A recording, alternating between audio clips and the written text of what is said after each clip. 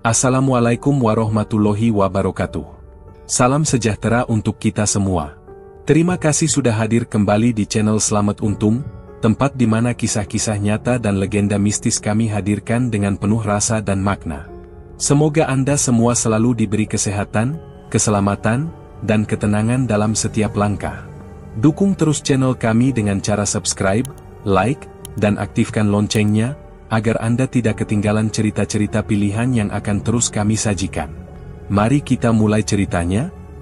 Pangalengan, Bandung Selatan. Sebuah daerah sejuk yang dikelilingi hamparan perkebunan dan barisan pohon cemara. Saat pagi datang, kabut tipis menyelimuti tanah yang basah oleh embun, dan aroma tanah lembab bercampur dengan bau sayur segar menyambut para buruh kebun yang mulai bekerja sejak fajar.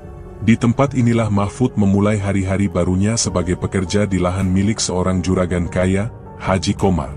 Sudah seminggu Mahfud tinggal di mes sederhana bersama Faiz, sepupunya yang lebih dulu bekerja di sana. Mes itu berdiri di tepi kebun, dindingnya dari papan kayu, lantainya semen kasar, dan hanya berisi 2 ranjang lipat serta lemari besi kecil di pojok ruangan. Mahfud merasa bersyukur karena Faiz memberinya tempat tinggal dan pekerjaan. Namun, rasa nyaman itu mulai berubah menjadi kekhawatiran setelah kejadian siang itu. Hari itu, matahari belum terlalu tinggi ketika Mahfud dan Faiz menerima perintah dari mandor kebun untuk membantu membuka lahan baru. Mereka ditemani Darto, seorang pekerja yang lebih tua dan sudah lama bekerja di perkebunan tersebut. Ketiganya berjalan ke area pinggir kebun yang jarang disentuh, membawa parang besar dan alat penebang lainnya. "Pohon ini dulu yang harus ditebang, Dar," ucap Faiz sambil menunjuk batang pohon yang tumbuh miring di pinggir lahan. Darto mengangguk pelan, wajahnya tampak pucat. Sejak awal Mahfud merasa ada yang berbeda dengan sikap Darto. Ia banyak diam, tidak menyahut saat diajak berbicara, dan beberapa kali terlihat menatap kosong ke arah hutan di belakang kebun. "Mas, kamu nggak apa-apa?" tanya Mahfud dengan nada pelan. Darto menoleh perlahan. Tatapannya kosong. "Kalau saya ada salah, saya minta maaf." "Ya, sama semuanya." Mahfud dan Faiz saling berpandangan. Mereka tidak paham maksud Darto, tapi memilih tidak bertanya lebih jauh. Mungkin dia hanya sedang kelelahan, pikir mereka. Darto mulai mengayunkan parangnya. Ia berdiri agak menjauh dari Mahfud dan Faiz, menghadap ke pohon yang batangnya besar dan keras. Beberapa potongan ranting kecil jatuh ke tanah. Tiba-tiba, terdengar suara keras seperti benda berat terjatuh. Mahfud menoleh dan terperanjat. Darto sudah tersungkur di tanah, darah mengucur deras dari kakinya yang tertebas parang sendiri. "Darto!" teriak Faiz sambil berlari menghampiri. Parang itu masih menancap di paha kanan Darto, dalam dan menembus hingga nyaris ke tulang. Wajah Darto pucat pasi, mulutnya terbuka, napasnya tersengal. Mahfud ikut berlari dan mencoba menghentikan pendarahan dengan kain yang dibawanya, tapi darah terus mengalir deras membasahi tanah. "Ayo, angkat dia.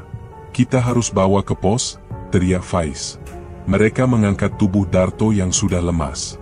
Namun baru berjalan beberapa langkah, tubuh itu mulai kehilangan berat. Mata Darto terbuka, tapi tidak berkedip. Nafas terakhirnya seperti keluar dalam satu tarikan panjang, lalu diam. Darto meninggal di pangkuan Mahfud sebelum sempat disentuh petugas medis. Jenazahnya dibawa ke ruang penyimpanan di dekat dapur belakang untuk menunggu pengurusan lebih lanjut. Mandor kebun mengatakan bahwa ini kecelakaan kerja, lalu mencatat kejadian itu di laporan harian. Tapi hati Mahfud tidak menerima penjelasan itu begitu saja. Saat semua orang mulai sibuk membersihkan darah dan mengangkut peralatan kerja, Mahfud tetap berdiri di tempat Darto terjatuh. Ia menatap batang pohon yang seharusnya ditebang. Ada jarak jelas antara posisi pohon dan tempat Darto berdiri. Parangnya harusnya nggak bisa nyasar ke kakinya sendiri kalau dia lagi tebang ke arah sana, gumam Mahfud pelan. Faiz yang berdiri di sampingnya menghela napas. Namanya juga musibah, MAH. "Udahlah, jangan dipikirin. Tapi dia tadi minta maaf sama kita. Tanpa sebab. Kayak orang yang tahu dia bakal." Mahfud tak melanjutkan kalimatnya. Lidahnya keluh. Ia menatap tanah yang basah oleh darah. Ada sesuatu di situ yang tak bisa ia jelaskan, tapi hatinya terasa berat. Malam harinya, mes mereka terasa lebih dingin dari biasanya. Mahfud mencoba tidur, tapi terus terbayang wajah Darto. Ia tak bisa melupakan ekspresi pasrah dan ucapan maaf yang diucapkan lelaki itu sebelum kejadian. "Kamu tidur aja dulu, Mah. Jangan dipikirin terus. Capek, nanti malah sakit," ucap Faiz dari ranjang sebelah. Mahfud mengangguk pelan, tapi matanya tetap menatap langit-langit mes yang remang-remang. Suara jangkrik dan angin malam dari sela dinding kayu membuat malam itu terasa asing. Ia menarik selimut hingga ke dada dan memejamkan mata, namun pikirannya tetap berputar. Ada yang tidak wajar di perkebunan ini. Tapi Mahfud belum tahu apa. Ia hanya bisa merasakannya. Dan perasaan itu tidak mau hilang, sekuat apapun ia mencoba mengabaikannya. Mahfud belum bisa tidur malam itu. Meski tubuhnya lelah, pikirannya terus terikat pada peristiwa siang tadi. Sosok Darto yang tergeletak bersimbah darah dan suara napas terakhir yang terdengar jelas di telinganya, terus terulang di kepalanya. Faiz sudah tertidur, terdengar napasnya berat dari ranjang sebelah. Mahfud memiringkan badan, menatap dinding kayu yang dingin dan berjamur. Ia menarik napas panjang, berharap pagi segera datang agar pikirannya tidak terus dihantui. Pagi pun tiba dengan kabut yang lebih tebal dari biasanya. Udara lembab menempel di kulit. Mahfud tidak banyak bicara saat sarapan bersama para pekerja lain. Ia hanya mengangguk ketika disapa, lalu segera menuju area kerja seperti biasa. Namun langkah kakinya tidak langsung menuju lahan panen. Ia berjalan ke arah barat, menyusuri jalan setapak kecil yang mengarah ke bagian kebun yang jarang dilalui. Disinilah kemarin Darto tewas. Mahfud ingin melihat lebih dekat lokasi itu tanpa ada orang lain. Tanahnya masih basah. Ada jejak bekas darah yang sudah mulai menghitam, tertutup sedikit oleh daun-daun kering yang gugur. Mahfud berdiri sejenak, menatap pohon yang kemarin gagal ditebang. Namun sesuatu menarik perhatiannya dari balik semak di sisi kiri. Ia berjalan perlahan, menunduk, lalu merunduk melewati batang pohon pisang yang tumbuh liar. Di balik semak itulah, ia menemukan sesuatu yang tak pernah ia lihat sebelumnya di perkebunan ini. Sebuah tampah bambu diletakkan di atas tanah. Di dalamnya ada bunga-bunga berwarna merah dan putih yang mulai layu, beberapa batang kemenyan yang masih mengepulkan asap tipis, dan darah segar yang tampak menggenang di salah satu sisi. Mahfud mematung. Dadanya berdegup cepat. Tapi yang paling membuatnya terpaku adalah benda kecil di atas tumpukan bunga itu. Cincin batu akik berwarna kecoklatan yang kemarin dipakai Darto. "Ya Allah," gumamnya pelan. Ia melangkah mundur, berniat menjauh. Namun sebelum sempat berbalik, ia melihat sesuatu berdiri diam di balik pohon besar di seberang tampah. Sosok tinggi besar, hitam legam, tubuhnya menggembung seperti daging yang membusuk. Matanya merah menyala seperti bara. Gigi-giginya mencuat keluar dari mulut yang lebar dan terbuka, dan tangannya menggenggam sesuatu yang menjuntai, potongan daging segar yang masih meneteskan darah. Mahfud membeku. Napasnya tercekat. Ia ingin lari, tapi tubuhnya tak bergerak. Sosok itu tidak bersuara, hanya berdiri mematung, namun matanya tertuju lurus pada Mahfud. Ketika Mahfud berhasil memaksa kakinya mundur, tiba-tiba dari atas kepalanya terdengar suara patahan. Sebuah ranting besar jatuh dan menancap kuat ke kaki kanannya. "Ah!" teriak Mahfud keras. Rasa nyeri menembus hingga ke tulang. Darah langsung mengalir deras membasahi celananya. Ia jatuh terduduk, berusaha mencabut ranting itu, tapi tak mampu. Tubuhnya gemetar, tangannya bergetar tak terkendali. Saat ia mengangkat pandangan, sosok hitam itu sudah tidak sendiri. Dari balik pepohonan, muncul makhluk-makhluk lain, lebih kecil namun sama menyeramkan. Wajah mereka datar, lidah menjulur panjang, menjilati udara. Makhluk-makhluk itu mulai mendekat, mengendus darah yang mengalir dari luka Mahfud. Beberapa menjulurkan lidahnya ke tanah, seolah mencicipi jejak yang tertinggal. Mahfud meronta, menyeret tubuhnya mundur dengan tangan, tapi sakit di kakinya tak tertahan. Ia berteriak, memanggil Faiz, memanggil siapapun, tapi tak ada jawaban. Suara daun kering terinjak membuatnya semakin panik. Tubuhnya mulai lemas. Pandangannya berkunang. Napasnya berat. Makhluk-makhluk itu kini hanya berjarak beberapa langkah darinya. Salah satunya mengangkat kepala, lidahnya menjilat darah yang menetes ke tanah, lalu mengeluarkan suara seperti erangan pelan. Mahfud tak kuat lagi. Ia mencoba mengucapkan doa pelan, tapi suaranya tak keluar. Dunia perlahan mengabur di depan matanya. Lalu semuanya gelap. Saat Mahfud membuka mata, ia mendengar suara kursi digeser dan bau minyak gosok memenuhi hidungnya.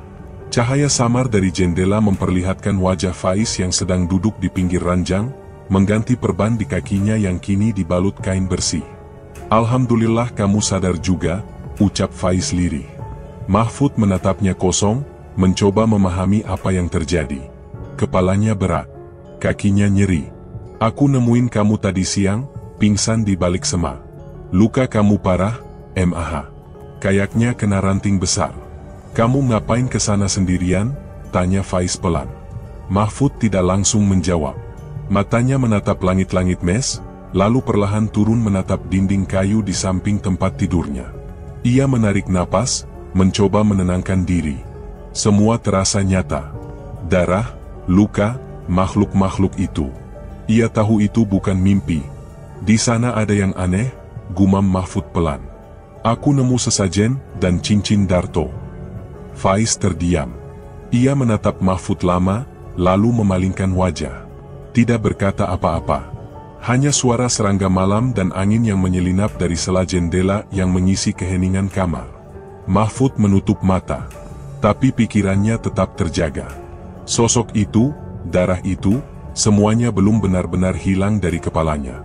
Ada yang sedang dijaga di kebun ini. Sesuatu yang seharusnya tidak pernah dilihat. Tapi Mahfud sudah melihatnya. Dan rasa takut itu, kini mulai merambat perlahan ke dalam dada. Suara serangga malam masih terdengar samar dari sela-sela papan dinding mes.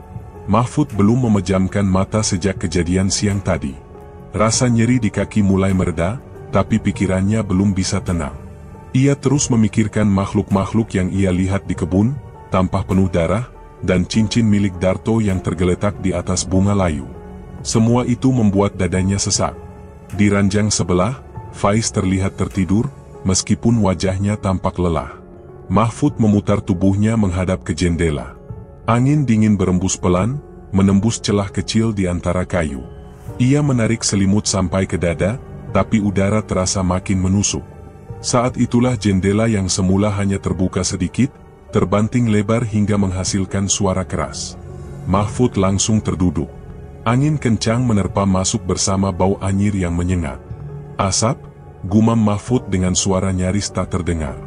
Dari balik jendela, gulungan asap hitam perlahan masuk, mengepul di tengah ruangan. Mahfud terpaku. Matanya menatap asap itu yang semakin menebal dan memutar seperti sedang mencari bentuk. Dalam hitungan detik, asap itu membentuk wujud yang sudah sangat dikenalnya. Sosok tinggi besar, bermata merah, bertaring panjang, tubuhnya hitam seperti arang, dan tatapannya tajam lurus ke arah Mahfud. Makhluk yang sama seperti di kebun kemarin. "Jangan ikut campur," suara makhluk itu terdengar dalam-dalam, seperti gema di ruang sempit. "Ini bukan urusanmu." Mahfud tidak menjawab. Tubuhnya gemetar. Nafasnya pendek. Ia berusaha menggerakkan mulut untuk membaca sesuatu, tapi lidahnya terasa kaku. Makhluk itu melangkah maju satu langkah, walau kakinya tidak menyentuh tanah. Udara di ruangan berubah pengap.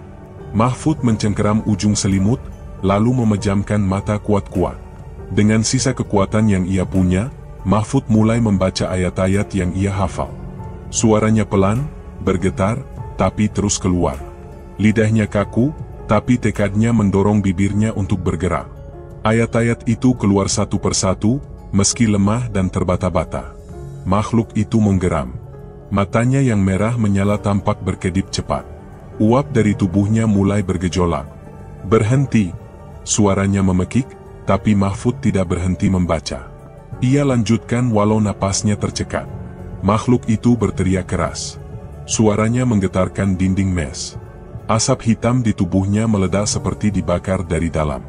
Dalam hitungan detik, sosoknya meleleh dalam kabut, lalu lenyap sepenuhnya. Bau anyir tertinggal di udara. Jendela kembali tertutup pelan oleh embusan angin dari luar. Mahfud terduduk lama di ranjangnya. Keringat dingin membasahi punggungnya.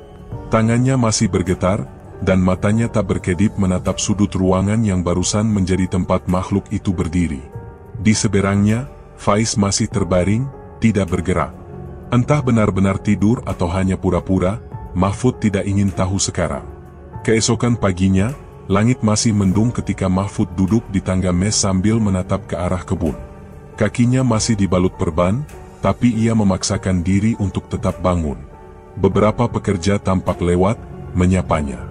Mahfud hanya membalas dengan anggukan kecil. Ia belum siap bercerita. Tak lama, Faiz keluar dari dalam mes, mengenakan baju bersih dan rapi. Mau ke rumah Haji Komar dulu, katanya singkat sambil merapikan sepatu. Katanya mau bicara soal kerjaan. Mahfud tidak menanggapi. Ia hanya menoleh sebentar lalu kembali menatap kebun. Wajah Faiz tampak lebih cerah dari biasanya, meski kantong matanya masih menghitam. Ia berjalan cepat meninggalkan mes. Beberapa jam kemudian, Faiz kembali. Ia membawa plastik berisi beberapa bungkusan makanan dan sebuah amplop besar yang sudah kusut di ujungnya. Mahfud memperhatikan dari jauh. Ini buat ibu di kampung. Buat pengobatan katanya, ucap Faiz pelan sambil duduk di samping Mahfud. Ia mengangkat amplop itu, lalu meletakkannya di pangkuannya. Dikasih langsung sama Haji Komar. Mahfud hanya mengangguk pelan. Tapi matanya tak lepas dari amplop itu. Rasa penasaran muncul, bercampur curiga. Ia tahu benar bagaimana Haji Komar selama ini tidak pernah memberikan sesuatu secara cuma-cuma. Uang sebanyak itu bukan hal biasa. Kamu yakin mau terima? Tanya Mahfud, akhirnya. Kenapa enggak? Ibu lagi butuh biaya besar, MAH, jawab Faiz, suaranya tegas. Lagian ini bantuan, bukan minta. Mahfud tidak melanjutkan. Ia hanya menunduk. Ada rasa tidak enak yang merambat di dadanya. Tapi ia juga tidak bisa memaksa Faiz untuk percaya. Ia sendiri belum punya bukti apapun. Semua hanya firasat, dan penglihatan yang bahkan tidak bisa ia jelaskan dengan akal sehat. Sore itu, Faiz tampak mulai berbeda.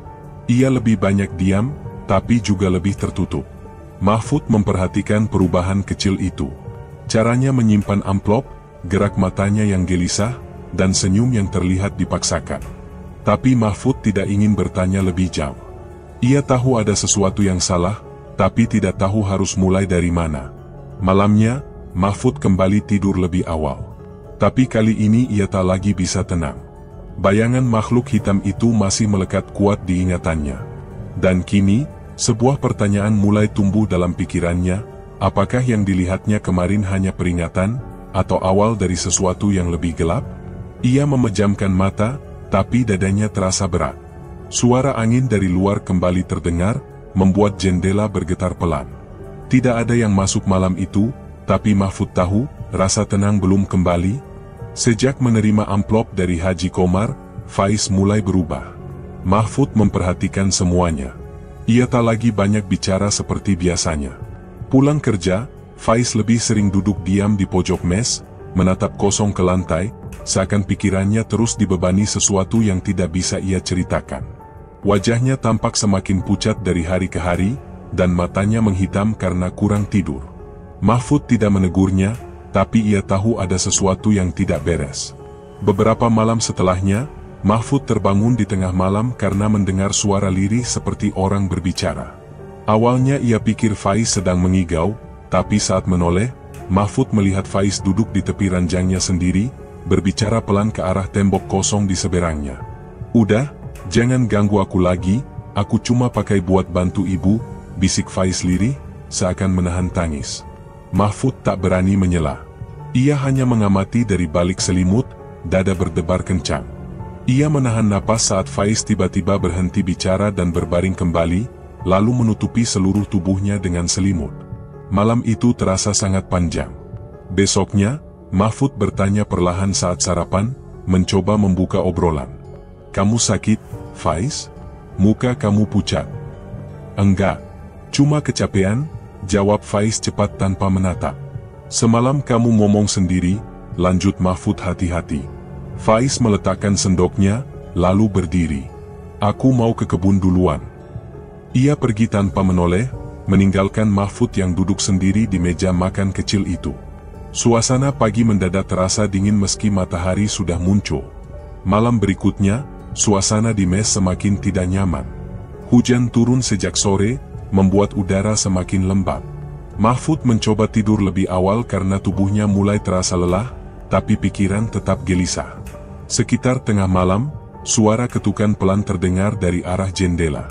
Mahfud membuka mata perlahan.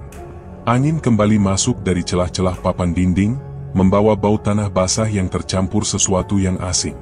Kali ini, bukan hanya suara angin atau suara hewan malam. Ada langkah kaki pelan di dalam ruangan. Mahfud menoleh ke ranjang Faiz. Gelap, tapi ia bisa melihat bayangan besar berdiri di ujung kaki sepupunya. Sosok itu sama seperti yang pernah datang ke kamarnya. Tubuh tinggi besar, bermata merah, dan menggenggam tali hitam panjang. Astagfirullah, bisik Mahfud dengan suara tercekat. Sosok itu mengangkat tali dan mencambuk tubuh Faiz yang sedang tidur. Seketika Faiz terbangun dan berteriak kesakitan. Suara cambukan itu seperti memecah dinding ruangan. Faiz menggeliat, mencoba melawan, tapi tubuhnya seperti terkunci. Makhluk itu menarik tali itu ke pergelangan kakinya, lalu mulai menyeret Faiz ke arah pintu. Mahfud berusaha bangkit, tapi tubuhnya terasa berat dan tak bisa digerakkan.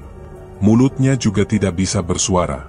Ia hanya bisa menyaksikan Faiz diseret keluar dari mes, dan suara cambukan terus terdengar meski makhluk itu sudah tak terlihat lagi. Setelah beberapa menit, tubuh Mahfud kembali bisa bergerak. Ia bangkit, membuka pintu mes, dan keluar ke halaman. Tidak ada siapapun di sana, hanya hujan gerimis yang tersisa, serta jejak lumpur dan tetesan darah yang mengarah ke arah kebun belakang. Ia mengikuti jejak itu sejauh beberapa langkah, tapi suara gemuruh di kepala membuatnya limbung. Ia kembali ke mes dengan badan menggigil. Pagi harinya, suasana mes dipenuhi kegaduhan. Salah satu pekerja berlari sambil berteriak memanggil orang-orang. Tak lama, beberapa warga dan pekerja berkumpul di belakang kebun, di antara semak-semak dan pohon tomat yang sudah jarang dipanen. Di sana, tergeletak jasad Faiz. Tubuhnya penuh luka lebam dan goresan dalam, terutama di bagian dada dan punggung. Wajahnya pucat membiru, dan matanya terbuka menatap kosong ke langit. Mahfud ikut berdiri di antara kerumunan. Tubuhnya kaku, tenggorokannya kering. Ia tidak mampu berkata apa-apa. Di dekatnya, Haji Komar datang dengan wajah pura-pura cemas. Ia mendekati jenazah, lalu berbisik ke mandor untuk segera mengurus pemakaman. "Bantu urus semuanya. Nanti biayanya saya yang tanggung," ucap Haji Komar tegas. Mahfud menatap laki-laki itu dari kejauhan. Kata-kata Haji Komar terdengar seperti kebaikan, tapi bagi Mahfud, semuanya terlalu rapi, terlalu cepat diatur. Tidak ada rasa kehilangan di wajah Haji Komar. Tidak ada kesedihan yang jujur. Sore harinya, jenazah Faiz dimakamkan di pemakaman belakang desa. Hujan rintik-rintik mengiringi prosesinya. Beberapa teman kerja ikut mengantar, tapi suasana berjalan cepat dan senyap. Mahfud berdiri paling belakang, menatap nisan yang baru ditanam. Di dalam hatinya, perasaan bersalah dan marah bercampur menjadi satu. Malam harinya, Mahfud duduk sendirian di dalam mes. Lampu redup menggantung di atas kepala. Ranjang Faiz sudah kosong. Barang-barangnya masih tersusun rapi, termasuk amplop yang pernah dibawanya dari rumah Haji Komar. Tak seorang pun mengambilnya. Mahfud menunduk. Tidak ada lagi yang bisa ia katakan. Ia tahu kematian Faiz bukan kecelakaan biasa. Tapi ia juga tahu, ia tidak punya bukti apapun. Yang ia miliki hanya ketakutan, firasat, dan luka di dada yang belum sembuh. Dan sekarang, malam terasa semakin panjang. Mahfud masih duduk sendiri di dalam mes. Ranjang Faiz tetap kosong sejak dikuburkan 3 hari lalu. Barang-barangnya belum disentuh siapapun. Lampu redup yang menggantung di langit-langit memantulkan bayangan goyah ke dinding kayu. Mahfud menatap tempat tidur itu lama, tubuhnya diam tapi pikirannya terus bekerja. Rasa bersalah karena tak mampu menolong Faiz tak pernah benar-benar pergi. Malam itu, hujan turun pelan, membuat suasana makin sunyi. Angin merayap lewat celah-celah dinding. Mahfud akhirnya merebahkan diri, menarik selimut sampai ke dada. Badannya lelah, Tapi pikirannya terus dipenuhi wajah Faiz, terutama saat terakhir kali ia melihatnya diseret makhluk hitam keluar dari mes. Matanya mulai terasa berat. Dan dalam diam yang panjang itu, Mahfud tertidur. Saat membuka mata, Mahfud mendapati dirinya berdiri di tempat asing. Tanah di bawahnya basah seperti lumpur, tapi merah seperti darah. Udara di sekitarnya panas dan kental. Langit berwarna kelam, tanpa bintang, tanpa bulan. Di kejauhan, sebuah bangunan besar berdiri tinggi, sebuah istana yang terbuat dari emas, megah dan menjulang. Tapi semakin ia mendekat, Mahfud melihat dinding istana itu bukan dari batu atau logam, melainkan dari tubuh manusia. Ratusan tubuh ditumpuk sebagai fondasi, sebagian masih bergerak, mengerang pelan, sebagian lagi diam dengan mata terbuka tanpa nyawa. Mahfud menahan napas, langkahnya melambat. Di sisi kiri istana, ia melihat perempuan-perempuan berpakaian compang-camping sedang duduk berbaris, masing-masing memeluk makhluk kecil berwarna abu-abu yang menyusu dari dada mereka. Bukan susu yang keluar, tapi darah segar menetes deras dari luka terbuka. Saat salah satu perempuan berusaha melepaskan makhluk itu dari tubuhnya, kuku panjang makhluk itu mencakar wajahnya. Perempuan itu menangis, tapi tak ada yang menolong. Di sisi lain, lelaki-lelaki bertelanjang dada bekerja mengangkat batu besar. Di belakang mereka, berdiri makhluk tinggi kekar dengan cambuk yang selalu siap diayunkan. Setiap kali seseorang memperlambat gerak, cambuk mendarat ke punggung mereka. Darah memercik, dan teriakan kesakitan memenuhi udara. Mahfud terpaku saat melihat wajah yang ia kenal. Faiz. Tubuhnya penuh luka, wajahnya pucat, rambutnya acak-acakan. Ia berjalan tertatih-tatih sambil membawa beban berat di pundaknya. Mahfud ingin berteriak memanggil, tapi suaranya tidak keluar. Ia mencoba berlari mendekati Faiz, namun tubuhnya seakan berat, seperti ditahan sesuatu. Tiba-tiba, makhluk penjaga berlari ke arahnya. Wujudnya lebih besar dari makhluk lain.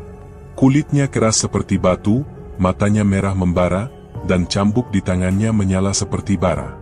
Ia mengayunkan cambuk ke arah Mahfud. Mahfud menghindar, tapi tidak cukup cepat. Cambuk itu mengenai punggungnya, membuat tubuhnya terhempas ke tanah. Rasa sakitnya nyata, seperti tubuhnya benar-benar robek. Mahfud berguling, mencoba bangun. Tapi makhluk itu sudah berdiri di atasnya, siap mengayunkan cambuk kedua. Mahfud mengangkat tangan, berusaha melindungi diri. Saat cambuk itu turun, cahaya putih terang meledak dari belakang makhluk tersebut, menghentikannya seketika. Seseorang berdiri di antara Mahfud dan makhluk itu. Seorang perempuan muda berpakaian seperti bangsawan, dengan kain panjang yang menyeret tanah. Wajahnya tegas, tapi matanya menyimpan belas kasihan. Tangan kanannya mengangkat semacam tongkat kecil. Makhluk penjaga itu meraung dan mundur perlahan, lalu menghilang di balik asap. "Namaku Mayang Sukma," ucap perempuan itu tenang. "Kamu tidak seharusnya berada di sini." Mahfud belum menjawab. Tubuhnya gemetar dan nafasnya masih belum teratur. "Kamu datang karena ikatan yang belum putus. Tapi jika kamu terus di sini, jiwamu tak akan bisa kembali," lanjutnya. Mayang mengulurkan tangan. Mahfud ragu sejenak, tapi akhirnya meraih tangan itu. Dalam sekejap, semuanya berputar cepat. Tanah merah lenyap, istana sirna, suara teriakan menjauh. Gelap menyelimuti segalanya. Ketika Mahfud membuka mata lagi, ia mendapati dirinya terbaring di atas batu besar. Udara sejuk menerpa wajahnya. Langit sudah cerah, dan di sekitarnya terlihat pepohonan rindang dan suara gemericik air. Ia mengenali tempat ini. Ini kaki Gunung Tilu. Tubuhnya masih lemah, dan luka di punggungnya terasa nyata. Ia mencoba duduk, menatap sekeliling. Tidak ada siapa-siapa. Hanya dirinya dan alam yang sunyi. Perlahan, ia mencoba berdiri. Kakinya goyah, tapi ia bisa berjalan pelan. Ia belum tahu bagaimana bisa sampai di sini. Yang ia tahu hanya satu, tempat yang ia lihat tadi bukan sekadar mimpi. Semuanya terasa terlalu nyata. Langkah Mahfud tertatih menuruni jalan setapak yang dipenuhi dedaunan basah. Tubuhnya masih nyeri, tapi pikirannya lebih kacau. Apa yang ia lihat semalam bukan hal biasa. Ia tahu Faiz belum tenang. Dan sekarang, bagian dari dirinya juga belum kembali utuh. Tapi Mahfud tidak tahu harus bercerita pada siapa. Tak ada satupun yang mungkin bisa percaya. Kabut tipis mulai turun dari puncak gunung. Mahfud berhenti sejenak, memandang ke kejauhan. Desa masih jauh. Tapi ia tahu, ia harus pulang. Dan di dalam hatinya, sesuatu mulai tumbuh. Perasaan bahwa apa yang terjadi pada Faiz belum selesai. Mahfud menuruni jalan setapak dari arah Gunung Tilu dengan tubuh masih terasa nyeri. Bajunya kotor, wajahnya pucat, dan langkahnya goyah. Tapi ia tetap berjalan perlahan menuju desa. Dalam pikirannya, bayangan wajah Faiz dan jeritan para korban di tempat mengerikan itu masih terus membayangi. Ia belum bisa memahami semuanya, tapi satu hal jelas, tubuh Faiz tidak benar-benar dikubur di dunia ini.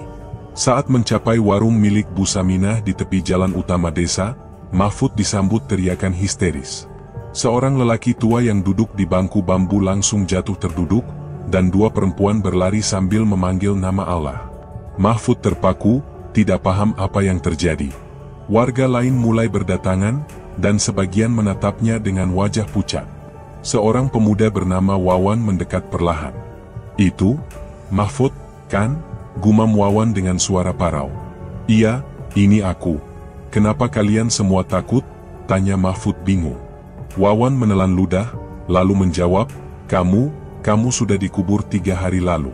Kami semua ikut pengajiannya." Mahfud membeku. Matanya menatap ke arah langit, lalu kembali menatap warga. Suara ramai mulai membanjiri warung. Beberapa warga memanggil Pak RT, ada juga yang meminta dipanggilkan Kiai Salim. Mahfud mencoba menjelaskan, tapi suaranya tenggelam dalam keributan dan rasa panik orang-orang. Tak lama kemudian, Kiai Salim datang bersama beberapa tokoh desa. Ia menatap Mahfud lama, lalu mendekat perlahan. Wajahnya tenang, tapi tatapannya tajam dan penuh tanya. Mahfud langsung menyambut tangan beliau. "Saya tahu ini berat, Kiai.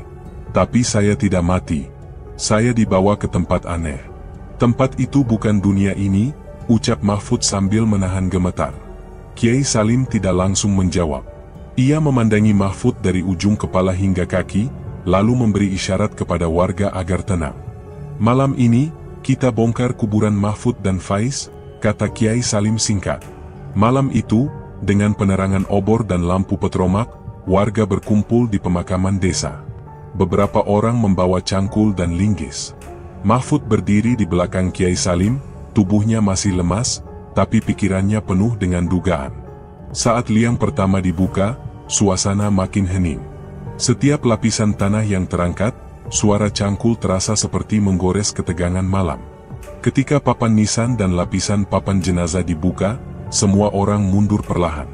Di dalamnya, tidak ada jasad. Hanya ada seonggok gedebuk pisang yang dililit kain kafan. Warga saling pandang. Beberapa perempuan beristighfar. Yang lain mulai menangis. "Saya tidak bohong," kata Mahfud lirih. Galiannya dilanjutkan ke makam Faiz. Hasilnya sama. Tubuh Faiz pun tidak ada. Di dalamnya hanya tumpukan ranting kering dan sebongkah batu. Suara-suara kecil mulai muncul, mempertanyakan apa sebenarnya yang terjadi. "Saya yakin ini bukan sekadar kelalaian atau tipu muslihat," ujar Kiai Salim perlahan.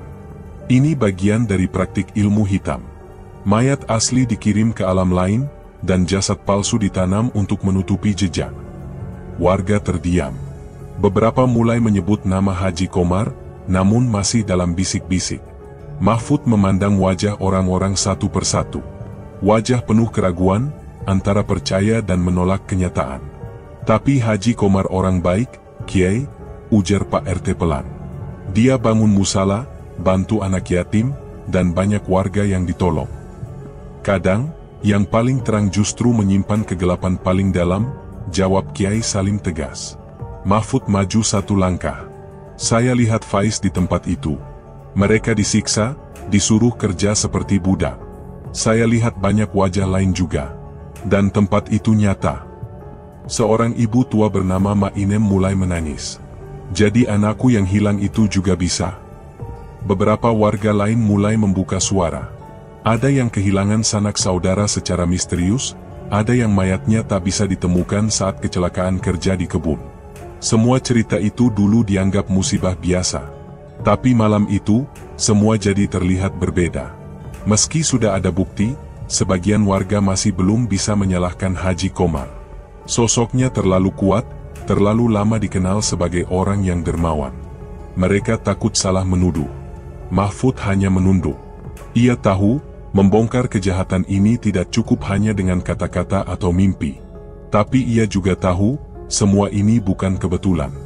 Ia kembali bukan untuk diam. Saat makam ditutup kembali, udara malam terasa makin dingin. Obor perlahan padam satu persatu. Warga bubar dalam diam. Tidak ada yang berbicara keras. Langkah kaki mereka terdengar berat dan ragu. Mahfud duduk di tanah, memandangi kuburan palsu itu lama. Di sampingnya, Kiai Salim duduk tanpa suara. Mereka berdua tahu, jawaban dari semua ini belum ditemukan.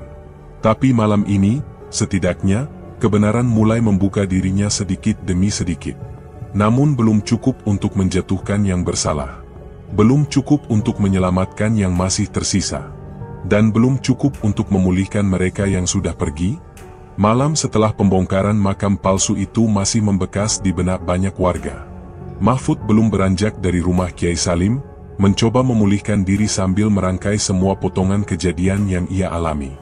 Di tempat lain, jauh dari keramaian, rumah besar milik Haji Komar tampak tenang. Hanya satu orang di dalamnya yang kini gelisah, Istiharoh, istri muda Haji Komar yang baru dinikahinya 2 bulan lalu. Usianya belum genap 23 tahun, dan ia dinikahi secara diam-diam tanpa pesta besar seperti biasanya. Sejak awal, ia sudah merasa ada yang janggal, terutama dengan satu ruangan di belakang rumah yang selalu dikunci rapat. Setiap malam, Isti kerap mendengar suara berdesis dari balik pintu itu. Kadang seperti orang mengerang, kadang seperti hembusan napas berat. Ia pernah bertanya kepada Haji Komar, tapi lelaki itu langsung melarang keras. Itu tempat penyimpanan barang-barang lama. Jangan pernah buka. Kuncinya pun hanya aku yang pegang, ujar Haji Komar tegas, tatapan matanya mengeras. Isti menahan diri. Tapi rasa penasarannya justru tumbuh semakin besar. Ia perhatikan, tiap malam Jumat, Haji Komar masuk ke ruangan itu selama berjam-jam.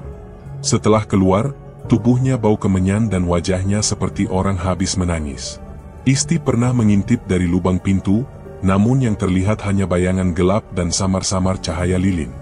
Pagi itu, Haji Komar pamit hendak keluar kota, menghadiri pengajian bisnis di kabupaten sebelah. Ia menitipkan rumah kepada Isti dan pembantu yang sudah lanjut usia. Begitu mobil Haji Komar meninggalkan halaman, Isti langsung menutup gerbang, lalu berjalan ke arah belakang rumah. Tangannya gemetar saat memutar gagang pintu kamar yang dilarang itu. Masih terkunci. Ia mencari-cari kunci cadangan, tapi tidak menemukannya. Setelah beberapa menit gelisah, ia mengambil pisau kecil dari dapur, lalu menyelipkannya ke sela kunci. Setelah mencoba beberapa kali, bunyi klik terdengar lirih. Pintu itu terbuka perlahan, dan aroma tajam menyeruak keluar. Di dalamnya gelap dan pengap. Hanya satu lampu redup yang tergantung dari langit-langit. Isti menutup hidungnya, tapi tetap melangkah masuk. Di sisi kanan, ada rak kayu penuh botol kaca berisi cairan merah kecoklatan. Di sisi lain, sebuah meja rendah dengan sesajen yang sudah kering. Di atasnya tergeletak boneka pocong kecil dengan wajah dilukis tangan. Di sudut ruangan, Isti menemukan satu buku tebal bersampul kulit. Ia membukanya perlahan, dan darah di wajahnya seperti surut saat membaca isinya. Buku itu berisi daftar nama orang yang pernah bekerja atau tinggal di sekitar rumah Haji Komar. Beberapa nama ia kenal, termasuk 2 istri terdahulu yang dikabarkan meninggal karena sakit tiba-tiba. Ada juga nama Faiz, serta nama-nama perempuan yang sempat menghilang dari desa. Setiap nama memiliki catatan tanggal, jenis tumbal, dan tujuan pengorbanan. Isti tak sanggup membaca lebih banyak. Tubuhnya lemas. Tapi saat ia hendak keluar dari ruangan itu, suara pintu pagar depan terdengar terbuka cepat. Ada langkah kaki berat masuk rumah. Isti panik. Ia buru-buru menutup buku dan mencoba keluar dari ruangan. Tapi baru saja sampai di pintu, sosok Haji Komar sudah berdiri di ambang. Matanya merah, napasnya cepat. Kau masuk ke sini, suaranya berat. Isti mundur, tubuhnya gemetar. Aku cuma penasaran, maaf. Dasar perempuan bodoh. Kau sudah menyentuh yang tak boleh dilihat. Haji Komar melompat maju, tangannya langsung mencengkeram leher Isti dan membenturkannya ke dinding. Isti menjerit. Ia meronta dan menendang kaki Haji Komar. Pertarungan singkat itu membuat ruangan makin berantakan. Isti berhasil menendang lilin hingga ruangan gelap. Dalam kondisi gelap dan panik, ia menyambar boneka pocong lalu melemparkannya ke wajah Haji Komar. Saat lelaki itu terdistraksi, Isti keluar dari ruangan dan lari ke depan rumah. Ia tak pakai alas kaki. Tubuhnya luka-luka karena sempat terjatuh di lantai kasar. Ia berlari ke arah rumah Kiai Salim tanpa menoleh ke belakang. Nafasnya putus-putus. Begitu melihat pagar rumah Kiai, ia langsung mengetuk keras sambil menangis. Kiai Salim membukakan pintu, didampingi Mahfud yang baru saja keluar dari musala kecil di halaman. Wajah mereka langsung berubah melihat kondisi Isti yang compang-camping dan menangis ketakutan. Ada yang kejar kamu? Tanya Mahfud. Isti hanya mengangguk sambil menunjuk ke arah jalan. Dia bukan orang baik. Aku lihat semuanya, semua nama, semua tumbal, ucapnya tersengal. Kiai Salim menggenggam bahu Isti. Masuk dulu, ceritakan pelan-pelan. Tenangkan dirimu. Isti duduk di ruang tamu sambil memegang gelas air putih. Tangannya masih gemetar. Perlahan, ia mulai menceritakan apa yang ia lihat. Buku, boneka pocong, sesajen, dan daftar nama para korban. Suasana di rumah Kiai Salim menjadi berat. Mahfud menatap lantai lama. Ia tahu kini, semua tuduhannya bukan halusinasi.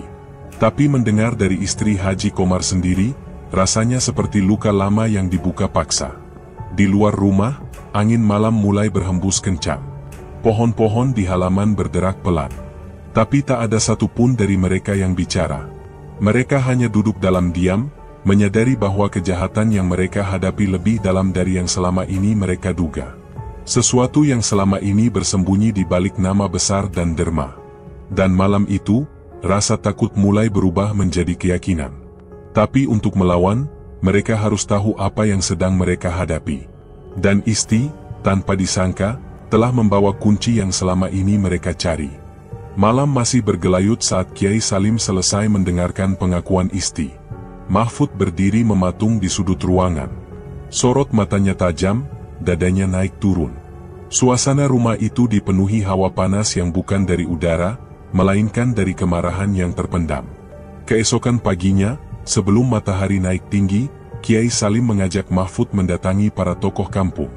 Mereka duduk di pendopo balai desa, diikuti oleh beberapa warga yang sudah lama menyimpan kecurigaan terhadap Haji Komar. Tidak butuh waktu lama hingga kabar pengakuan Isti menyebar ke seluruh sudut kampung. Rasa hormat yang selama ini membutakan warga berubah menjadi amarah yang membakar. Selama ini kita dibutakan oleh uang dan kebaikan palsu, ucap Mahfud lantang di hadapan kerumunan. Kiai Salim mengangkat tangannya, menenangkan suara-suara yang mulai gaduh.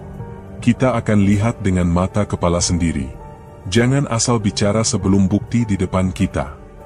Dipimpin oleh Kiai Salim, puluhan warga berbondong menuju rumah besar milik Haji Komar.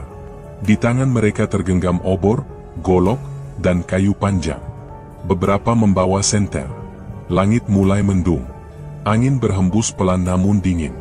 Pintu pagar rumah itu didobrak paksa. Isti, yang ikut bersama rombongan, menunjuk arah kamar terlarang. Seorang pemuda langsung menendang pintu kamar itu. Bau menyengat langsung menyeruak. Seorang ibu-ibu menjerit histeris saat melihat boneka pocong kecil dan botol-botol darah yang mengering. Di dinding tergantung kain putih bertuliskan nama-nama, sebagian sudah dicoret. Warga terdiam sesaat, lalu suara makian pecah bersahutan. Mereka berteriak marah. Beberapa menangis, karena nama keluarganya ada di daftar itu. Mahfud mengambil buku ritual dan mengangkatnya tinggi-tinggi. Ini bukan hanya pesugihan. Ini pembunuhan yang ditutupi uang dan sumbangan, teriaknya. Bakar saja rumahnya, seru seorang bapak tua dari belakang. Kiai Salim sempat menenangkan, tapi kemarahan warga sudah tak terbendung. Dalam waktu singkat, bensin disiramkan ke seluruh ruangan. Api dinyalakan. Suara kayu terbakar mulai terdengar. Asap mengepul dari atap rumah Haji Komar, yang kini berubah jadi bara dendam. Namun, Haji Komar tidak ditemukan di rumah itu. Kamar tidurnya kosong, lemari terbuka, koper uang tidak ada. Salah satu warga berteriak dari arah kebun belakang. Dia kabur, lewat jalan tikus ke arah hutan. Beberapa warga langsung mengejar. Jejak kaki di tanah basah menjadi penunjuk arah. Haji Komar memang sempat lolos membawa koper penuh uang. Tapi langkahnya goyah, tubuhnya letih, dan malam mulai menyelimuti langit. Hutan di sisi utara desa tidak pernah ramah bagi pelarian. Di antara pepohonan yang rapat dan akar yang menjulur, Haji Komar tersandung. Koper uangnya terbuka, lembaran uang berserakan, basah oleh tanah. Nafasnya terengah, wajahnya pucat. Ia mencoba berdiri, tapi kakinya terkilir. Langkah-langkah berat mulai terdengar dari arah belakang. Sekitar 10 orang mengepungnya. Tak ada kata yang keluar dari mulut mereka. Haji Komar tahu, tidak ada lagi yang bisa dibicarakan. Ia hanya memeluk koper uang itu erat-erat, seperti anak kecil yang takut kehilangan mainan. "Jangan bunuh aku bisa jelaskan, semua ini demi desa," katanya gemetar. Tak satu pun dari warga menjawab. Mahfud hanya menatapnya kosong. Seseorang menyiramkan bensin ke tubuh Haji Komar. Orang lain menyalakan korek api. Dalam hitungan detik, tubuh pria itu diselimuti api. Ia menjerit, tubuhnya menggeliat. Namun jeritan itu perlahan berubah jadi tawa. Tawa berat, dalam, dan bergema. Suaranya bukan seperti Haji Komar. Lebih dalam, seperti bukan suara manusia. Warga saling pandang. Beberapa mundur ketakutan. Api membesar. Tawa itu masih terdengar, seperti berasal dari perut bumi. Lalu, terdengar letusan kecil. Api membubung tinggi, dan tiba-tiba padam begitu saja, menyisakan abu dan bau daging hangus. Tak ada yang berani bicara. Mahfud berjongkok, memandangi sisa tubuh yang hangus. Wajahnya tak menunjukkan kepuasan. Justru semakin berat. Ia merasakan ada yang belum selesai. Kiai Salim berdiri di belakangnya, tangannya menggenggam tasbih, matanya terpejam. "Kadang, yang terbakar bukan hanya tubuhnya," ucap Kiai lirih. "Tapi sesuatu yang lebih tua, lebih jahat, dan belum tentu ikut mati." Angin kembali berhembus. Dedaunan berjatuhan. Suasana hutan malam itu bukan sekadar gelap, tapi terasa seperti menatap dari balik bayang-bayang sesuatu yang belum pergi sepenuhnya. Abu yang tersisa dari tubuh Haji Komar masih tertinggal di tanah kebun. Tak ada yang berani menyapu, apalagi mendekat. Bekas terbakar di tengah ladang itu ditandai warga dengan lingkaran batu dan sebatang bambu kecil yang ditancapkan diam-diam. Mahfud berdiri di depan lingkaran itu. Napasnya panjang. Tangannya menggenggam tas kecil berisi segenggam tanah dari kuburan Faiz. Di belakangnya, Kiai Salim hanya diam sambil menunduk. Tidak ada doa. Tidak ada kalimat penutup. Hanya keheningan dan hawa aneh yang tetap tinggal. Malam tiba lebih cepat dari biasanya. Angin seperti berhenti, dan burung hantu bersuara terus-menerus dari arah utara. Mahfud belum kembali ke rumah. Ia duduk di musala kecil dekat rumahnya. Sajadah terhampar, tapi tak satu pun ayat bisa ia lafalkan dengan tenang. Kepalanya berat, matanya mulai berat, tapi tubuhnya menolak tidur. Akhirnya ia tertidur dalam posisi duduk, dengan kening masih menempel di lantai.